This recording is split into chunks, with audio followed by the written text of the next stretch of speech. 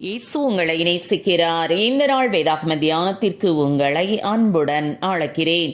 இப்படிப்பட்ட உபத்திரவங்களை சகிக்க நாம் நியமிக்கப்பட்டிருக்கிறோம் என்று நீங்கள் அறிந்திருக்கிறீர்களே.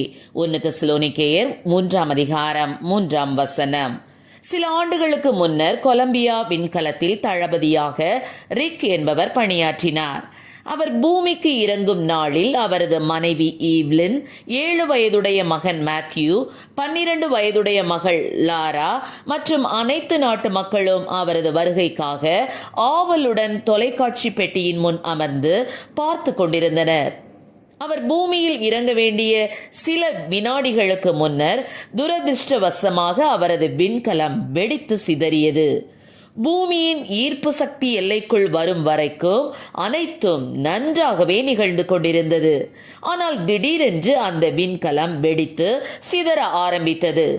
நாசா கட்டுப்பாட்டு அதிகாரிகள் அவ்விண்கலத்தில் இருந்த பயணிகளின் குடும்ப உறுப்பினர்களை ஒளிபரப்பில் காட்டாமல் மறைத்துவிட்டார்கள். ஏனெனில் அவ்வதிகாரிகள் குடும்பத்தின் அந்த அன்பு மக்கள் அடைந்த தாங்கொண்ணா துயரத்தை உலக மக்களுக்கு காட்ட விரும்பவில்லை. விண்வெளி வீரர் ரிக்கும் அவரது மனைவி ஈவ்லினும் ஆண்டவரை அதிகமாய் நேசித்தவர்கள். இந்த சம்பவத்தை பற்றி ஈவ்லின் கூறும் பொழுது, கடந்த காலங்களில் என்னுடைய இக்கட்டான பல சூழ்நிலைகளில் தேவன் என்னோடு இருந்தார். இந்த துயரமான பெரிய இழப்பின் வேளையிலும் இந்த சூழ்நிலையை நான் கடந்து செல்வதற்கு தேவன் என் கரம் பிடித்து என்னை நடத்துவார் என்று நான் நிச்சயமாக நம்புகிறேன் என்று சாட்சியளித்தார். ஈவ்லின் தேவனுடனான உறவில் விசுவாசத்தோடு நின்றதால் அவருடைய இருள் சூழ்ந்த நாட்களிலும் மிக கடினமான காலங்களிலும் தேவனே அவரை நடத்தினார். ஆம், எனக்கு அருமையானவர்களே, இவ்விதமான ஒரு நல்லுறவையே நாம் தேவனுடன் கொண்டிருக்க வேண்டும். நமது வாழ்வின் அஸ்திபாரங்கள் ஆட்டம் கண்டாலும், வரும் துன்பங்களை நாம் விவரிக்க இயலாவிட்டாலும், எதிர்பாராத சம்பவங்கள் நேரிட்டாலும், மோசமான காரியங்கள் நடந்தாலும் நாம் தேவனுடன் வலிமையான நல்லுறவு வைத்திருத்தல் வேண்டும். தீமைகள் நம்மை எதிர்கொள்ளும் போது தேவன் நம்மை காத்துக் கொள்ளுவார். இதுவே தமது சீஷர்களுக்காக ஏறெடுத்த கிறிஸ்துவின் ஜெபம். நீர் அவர்களை உலகத்திலிருந்து எடுத்துக்கொள்ளும்படி நான் வேண்டிக் கொள்ளாமல், நீர் அவர்களை தீமை நின்று காக்கும்படி வேண்டிக் கொள்ளுகிறேன் என்பதாகும். அதாவது சோதனைகளின் மத்தியிலும் அவர் நம்மை காப்பதற்கு உண்மையுள்ளவராய் இருக்கிறார்.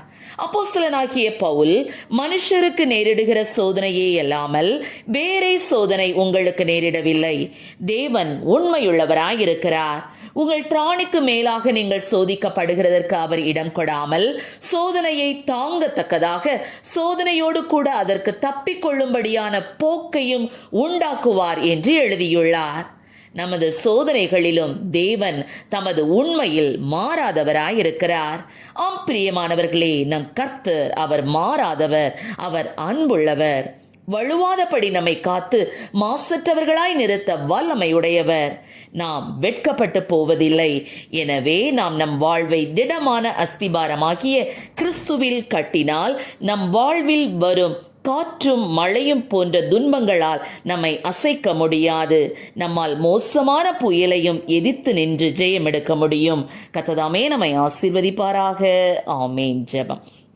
எங்களை அதிகமாக நேசித்துவள் நடத்துகிற எங்கள் அன்பின் பரலோக பிதாவே, இந்த நாளிலும் கூட ஸ்தோத்திர ஆண்டவரே, துயரமான பாதைகளின் வழியாய் கடந்து சென்று கொண்டிருக்கிற ஒவ்வொரு பிள்ளைகளுக்கும் ஆண்டவரே, என் தேவனப்பா சமாதானத்தையும் சந்தோஷத்தையும் ஆறுதலையும் என் தேவனில் கொடுப்பீராக ஆண்டவரே. ஆசீர்வதியும். இயேசுவின் நாமத்திலே ஜெபிக்கிறோம் நல்ல பிதாவே. ஆமென்.